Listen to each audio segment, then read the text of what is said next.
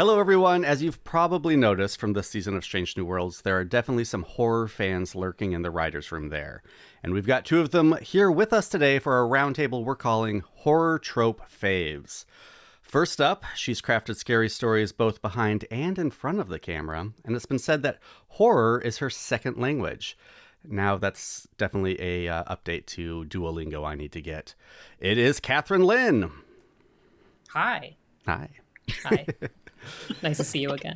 You as well. Thank you so much.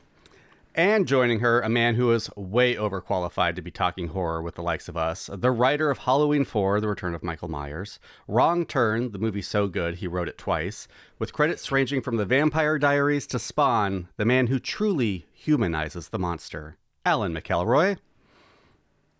Hello. Hello. And thank you for coming and talking to us again as well. But just real quick before we dive into the topic at hand, can you guys each kind of share what got you into horror and what you love about the genre? We can start with Alan, just because you are to my left.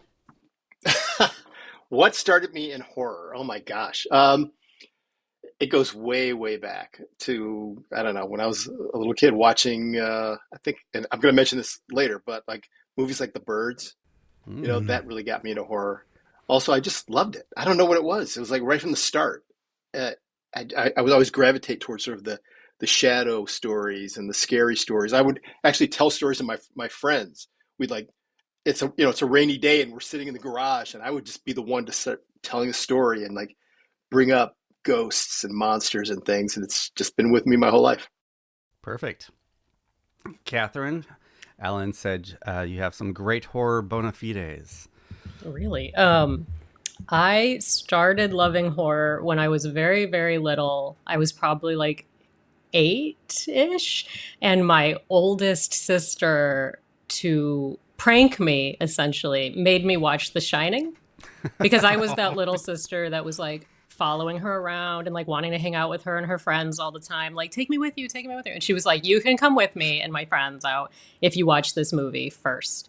And she put me alone in this tiny little, we called it the playroom, but it was basically a closet. And she put me alone in this room and put The Shining on, thinking I would be like totally traumatized and never be able to do anything again. And I absolutely loved it. So much of it I didn't understand. But I walked out of that room and I was like, that was great. I have some questions and I have some notes. Like, I was like, I have some thoughts. The architecture of the hotel doesn't quite line up. Did you notice yeah. if you turn?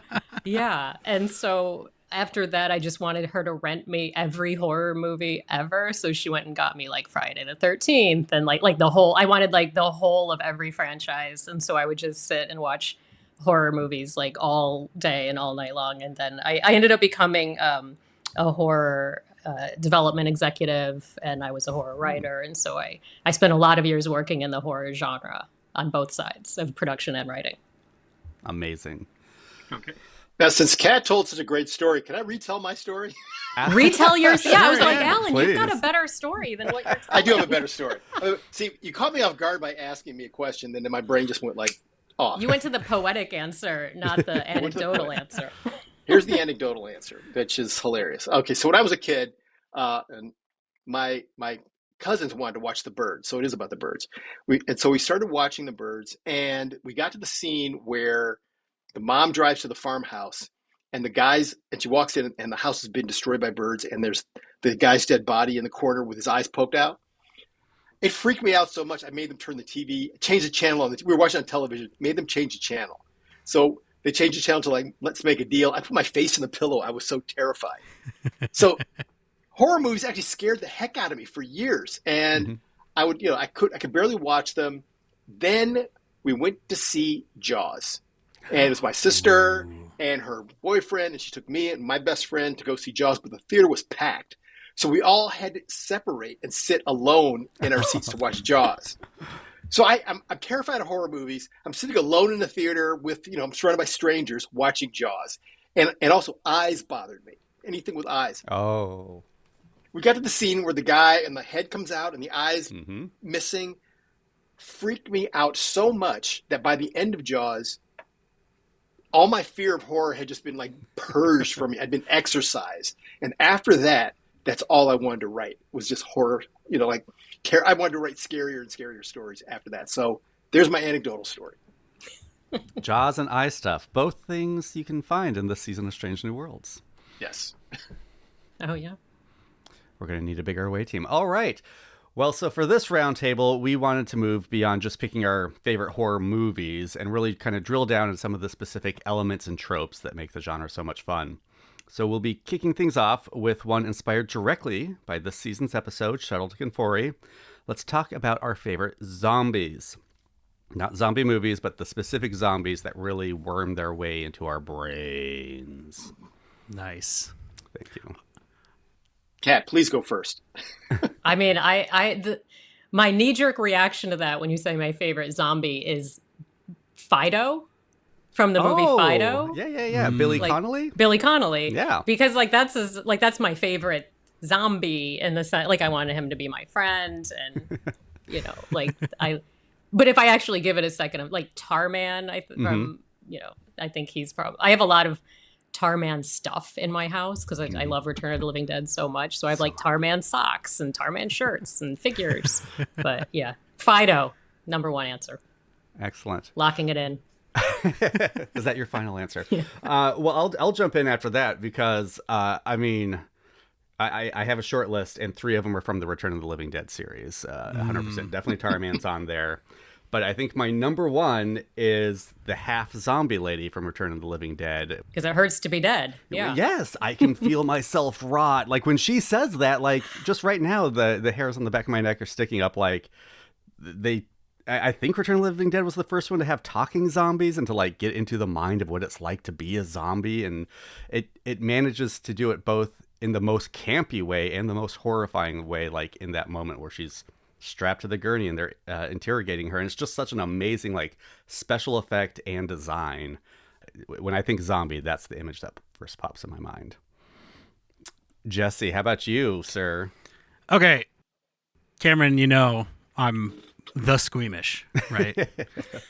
Like it took me a long time to be able to appreciate horror. I would say that's a development within the last 10 or 15 years of my life. And I think it's because I try to be really immersed when I watch things. So like if it's a terrifying thing, I'm going to actually be terrified. I think I've mentioned it before, but like when I saw The Ring for the first time, I was ruined for like 2 or 3 days. And like that's not really that scary of a movie, right? Like, but I was young. I want to say it was like right close to Halloween when I saw it. It was dark outside. I couldn't sleep for like a day and a half, and I was thinking about it for a long time. So this whole exercise for me has been difficult. And I have to ask, I brought 2 answers just in case. I have to ask, am I allowed to pick a specific zombie from a video game? I think so. Okay. Let's allow it. Yeah. Then it's the liquor from Resident Evil. Like creepy, crawling, eyeless, and it has this giant, nasty tongue. It's so visceral. The first time you see a liquor, you know instinctively I'm going to have to fight one of those. And the first time you lose to one, it's just so disappointing and gross. And it's part of the reason that the Resident Evil movies didn't work super great for me, because I was like, you have the liquor right there, and it's, did you actually use stop motion? Like, it's 2004. What are you doing? But I love the idea of it, and I think that it's just that visceral nature of a gross tongue of a thing that doesn't even need to see you to eat you just really works for me. And if you had made me choose a film zombie, I would have picked Zombie Bill Murray. Yes, on my short list. Yeah. Let me see. It's so funny because Return of the Living Dead is so iconic. That's the one that comes to my mind. Is that what it is? I haven't seen it in years. Is it Tar Zombie? Is that the one that was trying to go up into the Tarman into the attic or something like that? Like yeah, sort of like more of a skeleton. He's brains? Like, yeah, mm-hmm. Yeah. That's my favorite Tarman zombie. Yeah, he's fantastic. Also, I love that movie because my wife and I went to see it at the drive-in, and she hated that movie. She couldn't, she just hated it. And I loved it. I thought it was great. And my favorite scene, of course, is when they take the guy's temperatures and it's like 72 degrees, room temperature. That's my favorite moment in that movie. It's so good. Even the send more paramedics zombie. Yes. I love him. Yes. Julie Walker, great last name for someone who turns into a zombie, from Return of the Living Dead 3 was also on my short list. I think Return of the Living Dead 3 is an underrated gem. It's one of the first like true horror romance movies, not just gothic romance, which has been around for centuries, but like 80s horror romance. And then Bub from Day of the Dead was on my short list. Yeah, that was another one on my list I was thinking of. Well, John couldn't be here, but I did bring this this tape recorder. Let's see if we can pick up some EVPs, and maybe a voice from beyond will speak to us. Hey there, it's producer John. I'm sorry I couldn't be here tonight to join this roundtable, but I would love to thank all of our fantastic guests and my fellow co-hosts for running the ship and having this fun discussion about horror movies. Shh, listen up. This is my father's voice. My favorite zombie, and that's a tough one. There have been so many good individual zombies. You can go with funny ones. You could go with just really notable makeup effects and gore. I'm going to have to stick again with enjoying some more tragedy. I really like, partly because of who this zombie was before he was a zombie, I'm going to go from Dawn of the Dead, the remake, the Zack Snyder film. I'm going to go with Andy, the gun store owner, as the zombie. It's a great callback. The reveal of him having been bitten and zombified is tragic, but it's also pretty funny with the callback to him holding up the sign earlier and then just smearing blood all over the whiteboard and holding it up as a zombie. Just a great moment, great zombie, super memorable. Yeah, Dawn of the Dead, the movie that taught me to give remakes a chance before I just write them off. All right, well, we talked about some very iconic zombies, but let's move up to the big leagues. Our favorite horror icons of all time. There's definitely some room for interpretation here. I'm curious how you guys interpreted this one. So let's hear your favorite picks for the most famous faces or probably masks of horror. Let's start with Alan this time. Who wrote one of the most famous masks of horror? You know what I'm going to say. I mean, there's just no escaping it. I mean, You're Michael allowed. Myers, to me, the shape is the icon for me. I mean, from the time I was in college and just watching Halloween, it's that character. It just embodies everything that I love about horror. The fact that John Carpenter said, in order to make him seem more terrifying, he didn't have him walk like a monster. He had him walk like a man. I thought that was fascinating. Also, I just love the fact that in the movie Halloween, because it's so low budget, John Carpenter did the smart thing of having Dr. Loomis constantly remind us of how dangerous and how terrifying and how evil Michael is, so that when you see him, he doesn't have to do anything but just stand there, which I love. So for me, Michael Myers, hands down, has been the icon for my career. That's fair. Kathryn, how about you next? I think I would go with Mr. Ash Williams. Definitely on my short list. As a protagonist, more iconic than his antagonists. Evil Dead has always been a huge part of my life. One of the first scripts I ever wrote was an Ash versus Evil Dead spec episode, way back in the days when people would spec episodes of television. I did that one, and that's what got me started as a TV writer. Like, that got me my early jobs, and so I sort of owe my career to Ash versus Evil Dead, which I think is an unsung gem, by the way, of a TV show. Mm-hmm. But yeah, I think Ash can probably answer any of the questions that you guys are going to ask. I can probably answer with something from the Evil Dead universe. Your mind to my mind, Kathryn. Absolutely. Jesse? Well, this is a little embarrassing, and I swear I'm not doing it to suck up, but I also have to pick Michael Myers. I talked about horror being kind of a recent thing in my life, and so when I first met my wife, you have that period at the start of a relationship, right, where you go, what kind of movies do you like to watch? And then you realize, oh, we don't watch the same movies at all. So now we get to have a fun movie exchange, right? Like, great, I can have you watch Bloodsport and Jurassic Park and Terminator. And she goes, yeah, you're going to watch the first 5 Halloween movies, and then we're going to watch all the Scream movies. So I was like initiated into the Michael Myers fandom by my wife.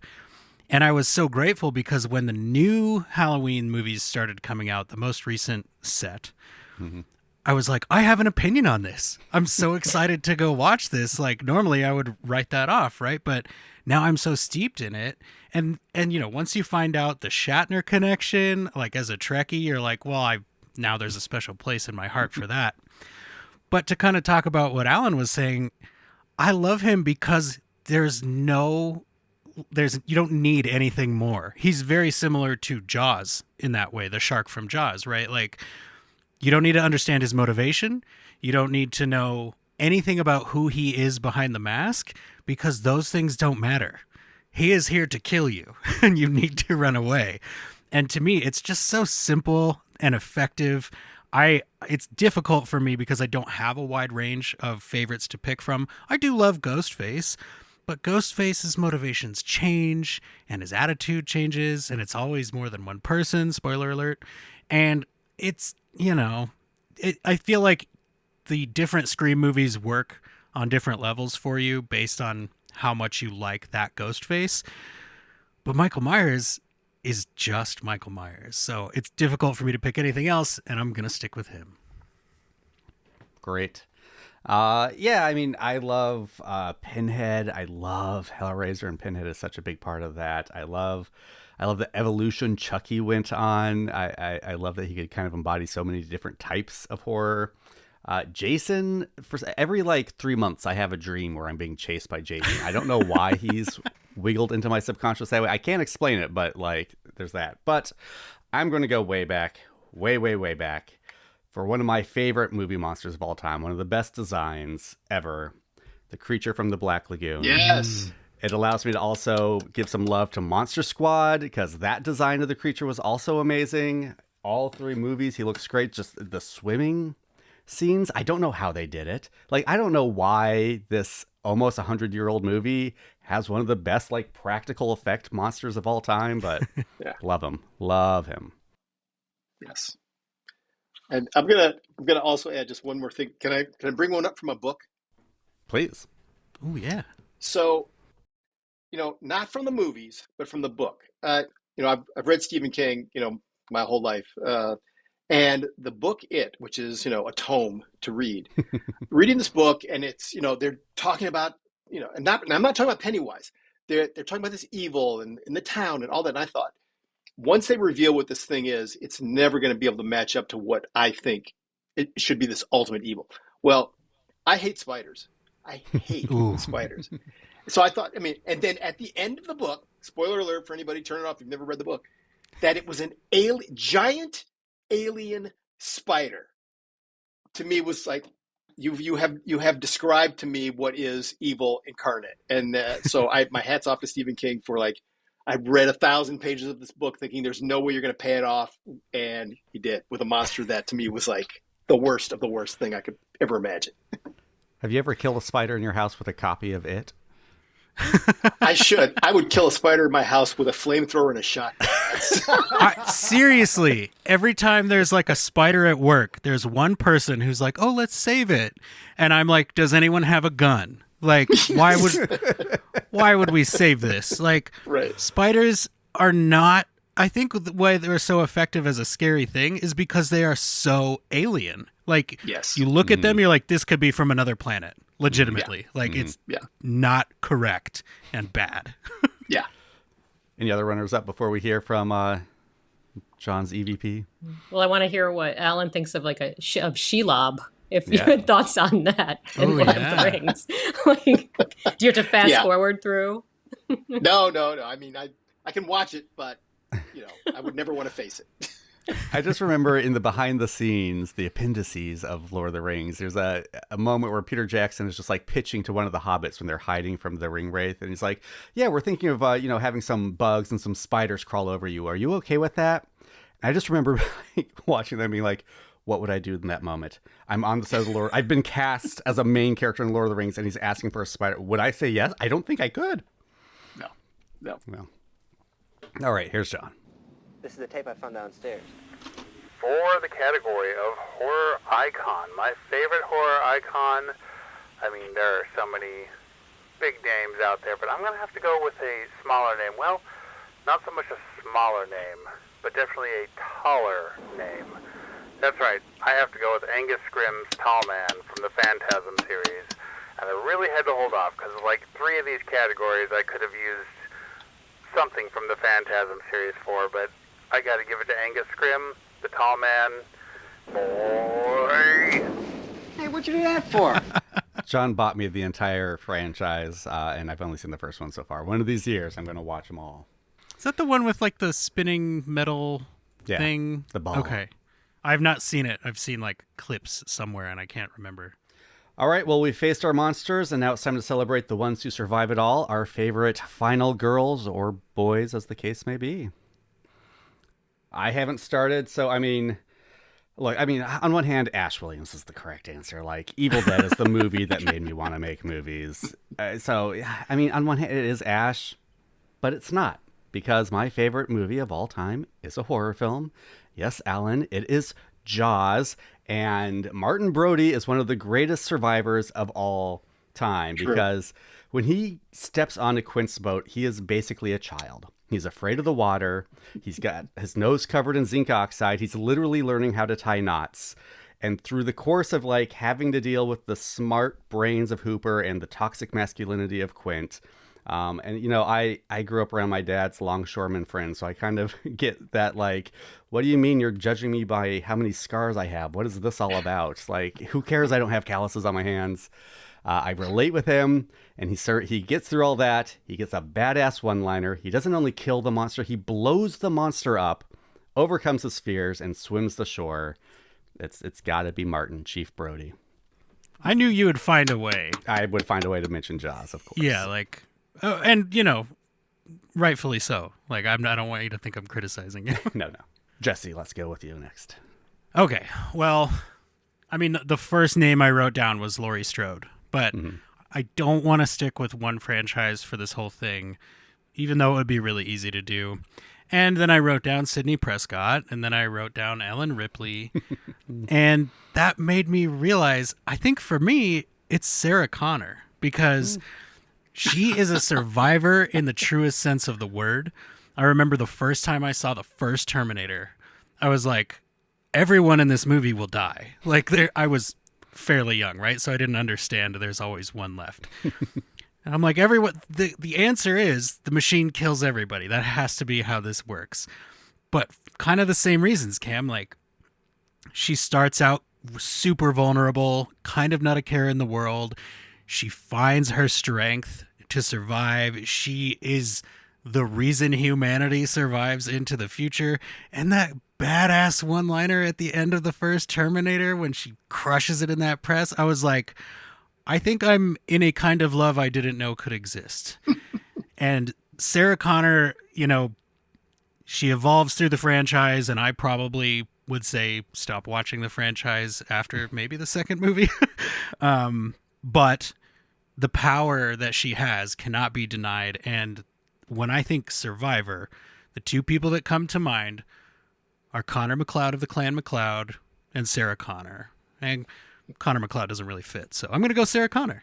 Sarah Connor. All right. Kathryn Lyn, how about you? It's funny, when you said Alan earlier, I thought you were going to say it was Halloween 4 and Rachel, because... Rachel is a solid final girl. I don't know if she's my favorite in the world, but like, she does come to mind. And I've told Alan I was devastated when they just unceremoniously killed her off in the next movie. She deserved better than that. But this is another one that I just right away think Ash Williams is the answer. Like, he is the best final guy. I mean, he survives all of it. He survives the end of the world. He survives everything. And he does it, with a funny one-liner, and he lets us have fun with him. I love Kelly Maroney.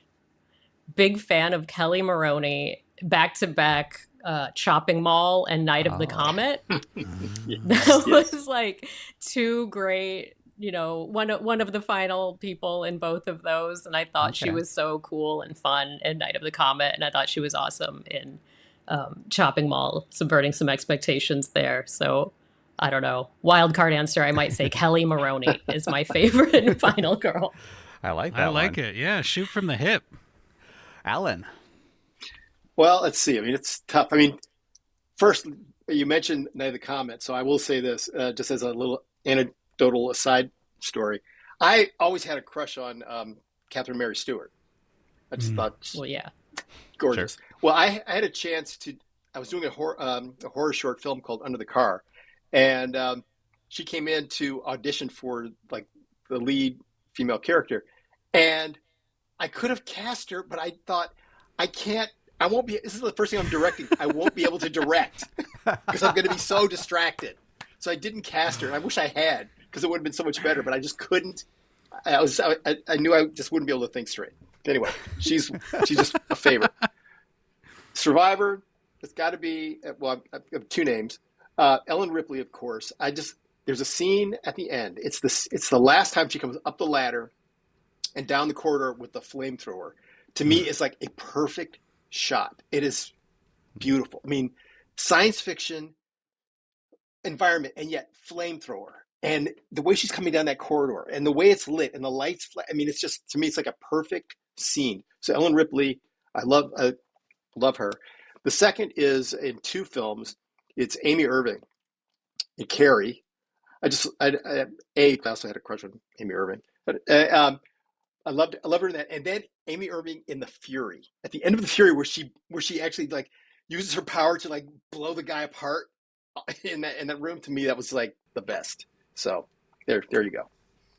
Very cool. Nice. Very nice. And I do have to. I'm sure I'm not stealing John's answer, but I want to give a shout out to the Tony Todd character from Final Destination. Oh. Because if you haven't seen the latest one, spoiler alert, he is a survivor. And that's why he knows about this weird death stuff going on. And, I wanted to love that movie, but I absolutely loved the Tony Todd scene. I think it was arguably the best part of the entire film. It usually is with Tony Todd.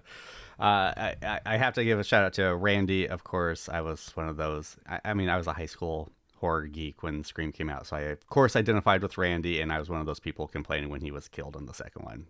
Glad they brought him back in some way in 3. And then Sarah Carter from The Descent. I just remember loving The Descent. I think that was a great character, and they just put her through the ringer, and when she climbs out covered in blood, it's such an amazing visual. And a lot of horror movies, I just ignore the last bit where you find out that Freddy's is still now a car. What? You just kind of ignore sometimes that the last beat happens. So in my mind, she's a survivor. Let's hear from John. It.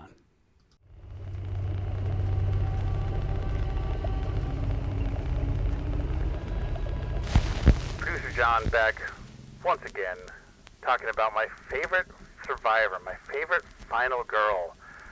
And this is a tough one because, there are so many, but also I think, like I just watched Hide and Seek, really enjoyed it. Fantastic final girl, fantastic final line, fantastic final shot. Just the it's done kind of final girl is not really my cup of tea. I definitely like a more you were screwed no matter who you were from the moment this movie started. So I'm going to have to go with Jolie Richardson and Richard T. Jones as Stark and Cooper at the end of Event Horizon.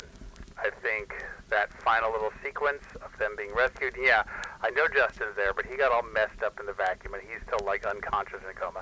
That doesn't count. We're going with Stark and Cooper at the end of Event Horizon. You just know they're stuck in hell. They are there with everybody else. We just get to think that they got away. All right. Well, we've survived everything, and now it comes to the ending. I really feel horror movies either have the best or the worst endings, as I kind of just alluded to, of all the genres. So what are some of our favorites? Jesse, I don't think you've started one yet. Okay.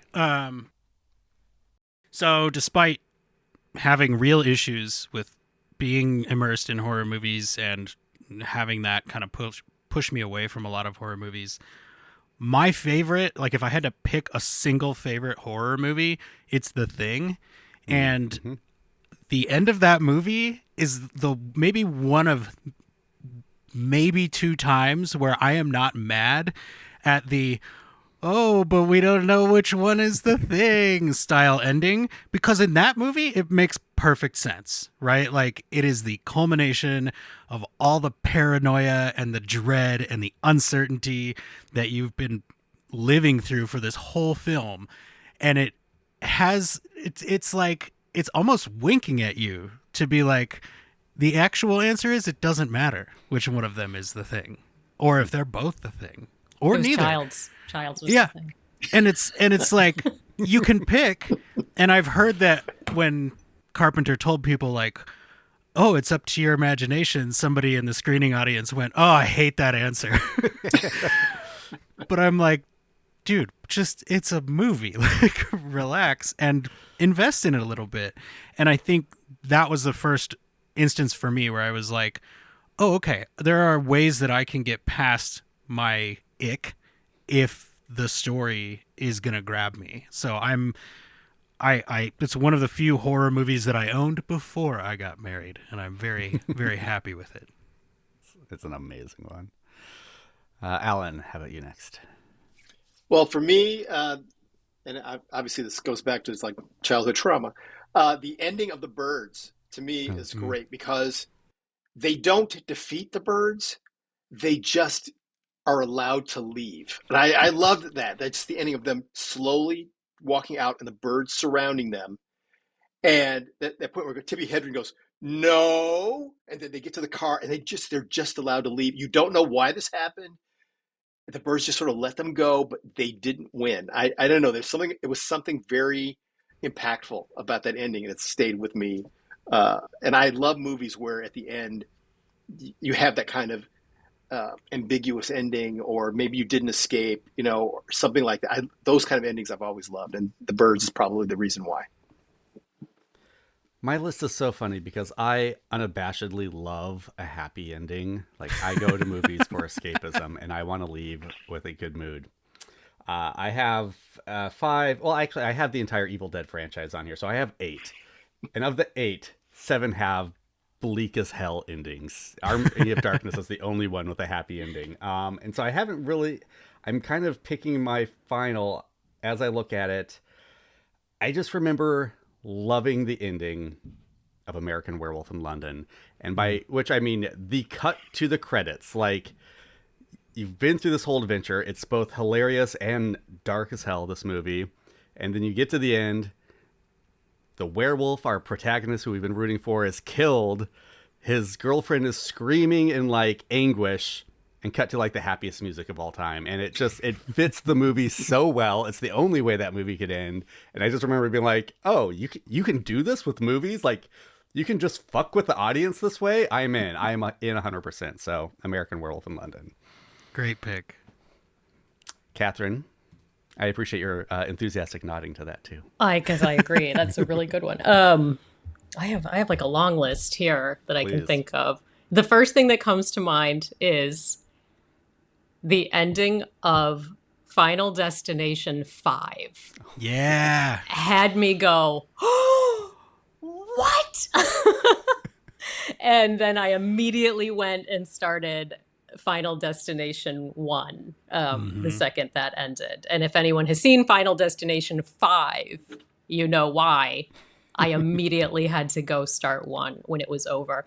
I never saw the ending of 5 coming. Not even a hint that anything like that was going to happen. So I was and not an amazing movie overall, but such an amazing ending that now it's on my list of like movies I love. Sometimes a great ending will do that.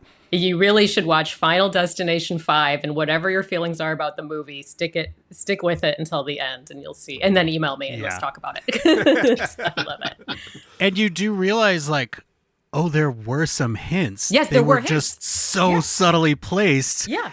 That my mind has been blown in half. Yeah, I went and rewatched it, and I was like, how did I not see this? Like, so they didn't good. hide it. Yeah.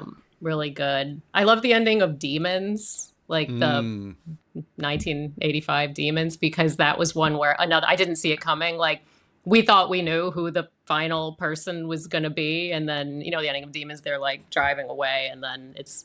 I remember loving it, but remind me what happens. We see the guy get scratched by a demon in the theater, and we think that he's turning, and in the end, the girl turns, and I love Demons. I highly recommend seeing it live if Goblin is playing like live for the soundtrack. I watched it a lot for the soundtrack alone, but that one, I think about that ending a lot. They've come through Portland like twice, and I've missed it. And I've missed it both times. Highly recommend. Yeah. Even if you have to travel, like, go and see it. It's so good with a live score. I love that. And then an ending that really like stuck with me and messed with me. Don't Look Now. Yeah. Like, yeah. You think he's going to find his daughter. He doesn't find his daughter. He finds something. He finds a very tragic ending for himself in a really weird way. And I remember seeing Don't Look Now probably too young. And it's not even that graphic. It just is visceral. And so it just like got under my skin and kind of lived in my brain for too long. So. Great. I do hear a lot of folks, like especially people that are fans of horror, talk about like, oh, the first time I saw it, I was definitely too young. And it's interesting to me that seems to be so common among horror fans, because you might think like, oh, then you're turned off forever by this. And it's almost always the opposite. Like, turns out that was exactly my jam, and I've been spinning it for years. Well, we're probably all really messed up because we were like, God, I was so traumatized by that movie. I love it. Yeah. Yes. Well, or it goes the other way with like Alan and me. We're like, I was terrified. I would refuse to watch the slightest scary movie until like, I don't know. At one time I watched the one movie and I was like, okay, now I'm a fan for life. Yeah. No, I watched, what was it? Late at night, I was watching the original. This is how bad it is. The original War of the Worlds. I mean, you're talking like Gene Barry. I mean, wow. And they get to the scene. I was late at night and I'm watching it, and they get to the scene where they're trapped in the house, that's falling apart because the meteor crash and the house is sort of in ruins. And then you saw one of the Martians like pass by a window in the background, turned the TV off, ran to my bedroom, dove in, covered my head. And just I was terrified. And then years later, I know I'm dating myself, but my parents took me to the drive-in to see Andromeda Strain and Colossus the Foreman Project. And that night, I laid in bed, wide awake, terrified, going, would I rather die because of an alien virus, or would I rather die in a nuclear war? Those are the two options. Yeah. And then, Cameron, you've got Green Slime as your name there? I do. So my sister took me to drive-in. I spent a lot of time at the drive-in. Took me to the drive-in, and the trailer that played at the drive-in was for the Green Slime. I've never seen the movie. In the trailer, because when I was a kid, I wanted to be an astronaut. In the trailer, there's a shot of the fakest looking space station imaginable, but it's on fire and it's entering the Earth's atmosphere. And I looked at that and I was traumatized. Like, they clearly didn't win. I've never seen the movie, but I don't know what movie we saw at the drive-in, but that image stayed in my head for years. I have it as a screensaver on my computer. I'm gonna track down that Blu-ray and get it for you for Christmas now. Thank you. I'm seriously gonna write this down. I gotta find a Green Slime for Alan. Has Chrissy Chong ever told you the story about how her family thought the world was being invaded by aliens because of a TV movie they were watching? Ask her sometime. She told us once. I will. It was like some British like faux documentary thing, and it was a War of the Worlds situation. Like they had turned it on in the middle, and they're like, Chrissy, her brother, come in here. They're coming. We've got it. And then like I guess the power went out at like the perfect time, and then like the brother went in, and turned on another TV, and was like, "No, Mom, it's just a TV show." Or like they got the TV guide. I think we're like, "Oh no, it's just a movie." Okay. Yeah. Anyway. Well, there was Ghost Watch. Remember the BBC faux news Ghost Watch, where they made everybody think that ghosts were real. Love those stories. Speaking of ghosts, let's hear from John now. Ooh. Hey, Producer John, back once again, talking about my favorite ending to a horror movie. And I know Cam might give me a little crap, because who knows how much of an actual horror movie this is, but it is in a horror franchise, Cam's favorite horror franchise, I dare say. I have to go with the ending to Army of Darkness. It's fun, it's memorable, it fully embraces what turn that series took, what turn Sam Raimi took when he got some big studio money behind the Evil Dead franchise. But I mean, hail to the king, baby. How can you not love that as an ending to a horror movie? And that was the second one they wrote and filmed too. Like the original, they had to change it at the last minute. As one of the best lines of all. Yeah. This is my boomstick. Shop smart, shop S smart. I got to give it up to Cabin in the Woods too. From like the moment they released the monsters, it's one of those you're like, oh, of course they were going to release all the monsters. Like, how could they not? To like the mermaid, to the final image, great ending. And I mean, we have to acknowledge the mist. I don't know if I like it, but the fact do we have to acknowledge? Do we have to does do something. It does something. It does something. I was so mad. It does something. Yeah. That's my thing. Like, I don't know how I feel about it, but the fact that it makes me feel, I've got. I wasn't like mad in a good way though. No. Well, as we kind of just discussed, all horror movies got to give you the fake out ending. So our discussion of our favorite endings was not the end. We have one more scare or category left. Any fan of horror, we've got our go-tos that we try to make people watch that not enough people have heard about. What are our favorite unsung gem horror films? I'll start. It's so dumb, but I love this movie so much. It is just like, it's so ridiculous. But the filmmakers knew exactly the type of movie they were making. If you like horror comedies at all, I will force you to sit down and watch the Killer Snowman movie, Jack Frost, and tell you to go watch the sequel too. And sequel, yep. It is so fun. It's some of the best one-liners. It's just, they knew what they were doing and they did it 100%. And it's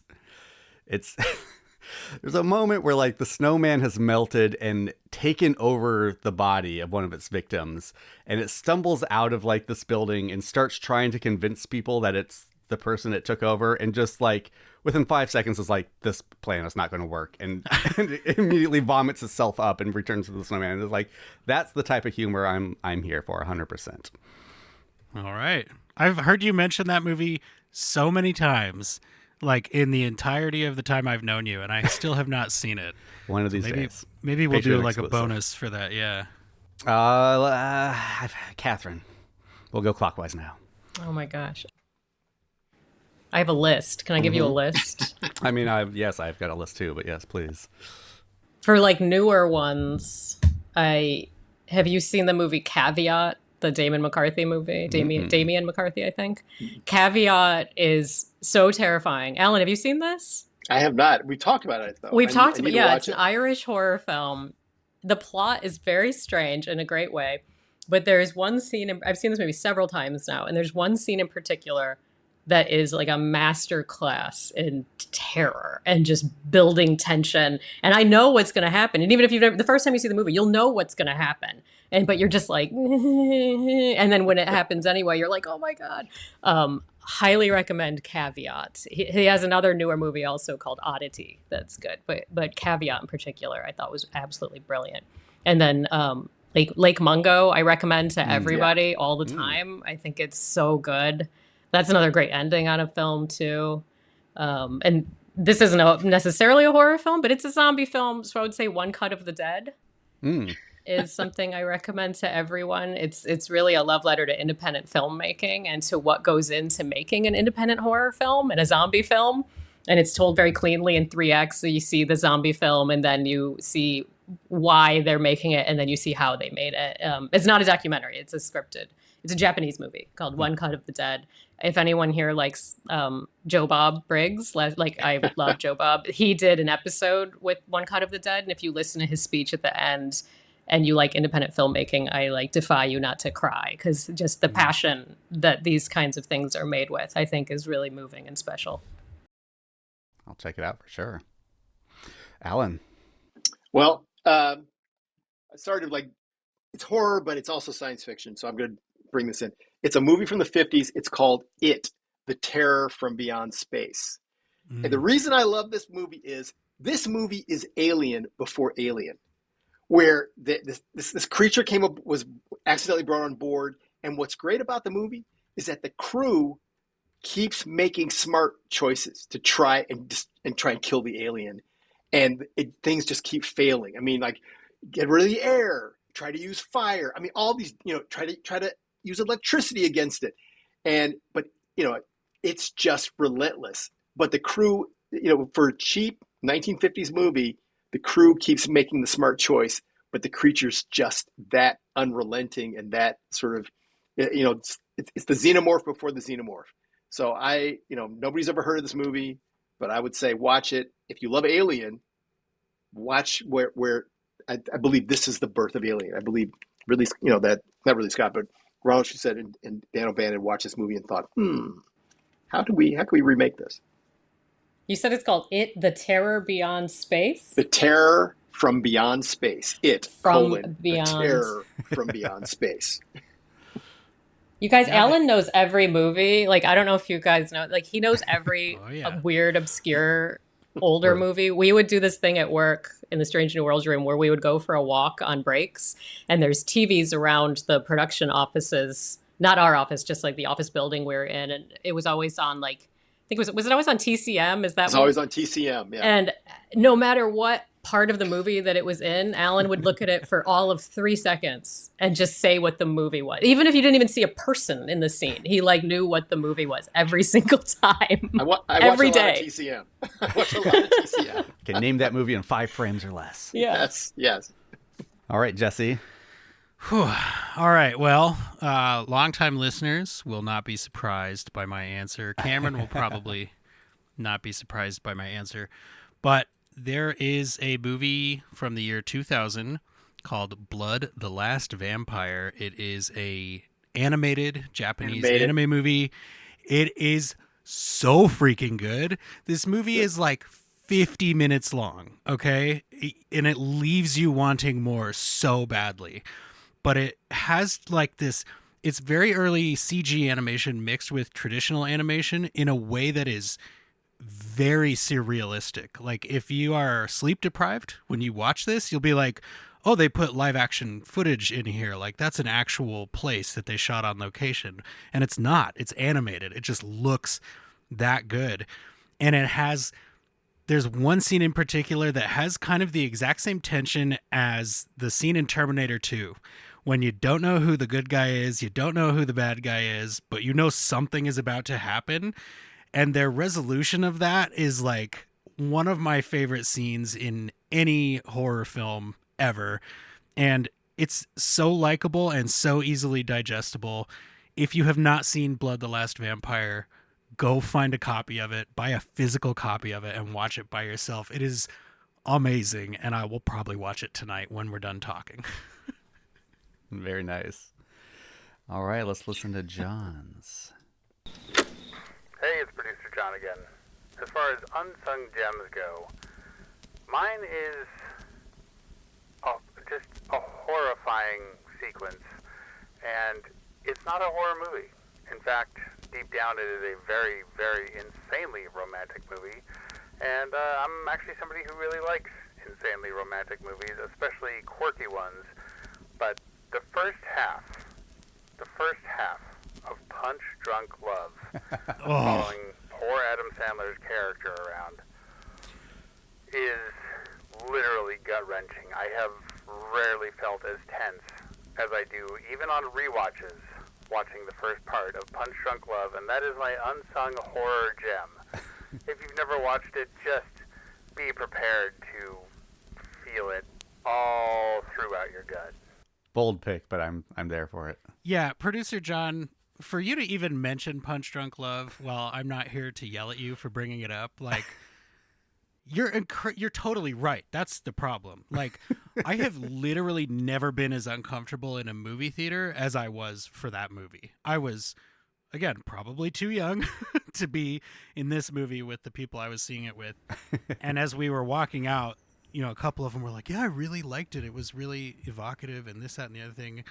And I'm like, I hated this movie, and I hate all of you for bringing me to this movie. Like, why did you invite me to this? It was the most uncomfortable thing I've ever sat through. Now, I will admit I haven't seen it again as an adult, so that could be part of it. But it sounds like it affected John, even though he is definitely an adult. I think John's 64th birthday is coming up. Is that right, Cameron? So I that's a great pick, and I'm in awe of you, as always, Producer John. Might be my favorite P.T. Anderson movie. I've got to bring up Pumpkinhead, just because of Lance Henriksen and Stan Winston's amazing creature design. The Burning is such a good slasher movie. Tom Savini, after doing Friday the 13th, instead of doing Friday the 13th 2, went off to do this very Friday the 13th ripoff of a movie. But it stands out because it's got Jason Alexander in it. Yeah. Is it Holly Hunter? And it's early Weinstein. Yes. Is it? Okay. Yeah, it is. But it's, who's the other actor in it? Short Circuit, right? Fisher Stevens? Fisher Stevens is in it. Yep. Very young. And just watch. It's the only slasher movie where I'm like, you know what? You can take the slasher out of this, and this is a pretty decent camp movie. Like, I am here for these characters, and I am affected when they get slashed. Yeah. And that's why I do that one. And then these are not necessarily unsung, but they are two examples of perfect films, and they do not get sung enough for being perfect. They deserve to be in every Academy Awards, like Montage with Indiana Jones running over the bridge and Humphrey Bogart. The Burbs and Tremors. They are perfect films. I would not change a single frame of either. The Burbs. Is The Burbs like a body snatcher style thing? It's Tom Hanks. Yeah. Yeah, Tom Hanks. You're thinking of something else. I definitely am. I've heard the name, but I don't know what it is. If you have not seen The Burbs, watch The Burbs, Jesse. It's Cameron, amazing. there could be a whole podcast where you force movies on me, and we'd never run out of stuff. Well, Strange New Worlds ends in 2 years, so maybe. There you go. All right. Well, thank you so much for coming on. I know we promised 30 minutes, but you get a bunch of horror fans in a room talking, and time runs on, I guess. I haven't had this much fun talking about horror in a while, except for my son, who just watches YouTube videos of, like, stuff that he probably shouldn't be watching. He has so many questions about who would win, Dad, Chucky or Jason? Who would win, Pennywise or Pinhead? Trey, you're too young to watch these movies. Why are you asking? Pinhead. Yes, that's what I know. Yes. That's the answer. Pinhead. And I do give him the answer. Yeah. There's answers. Thank you so much for coming on, for all you do on Strange New Worlds and in the horror realm, and we look forward to what's coming from both of you in both those realms. Thank you. Thanks for having us. Yes.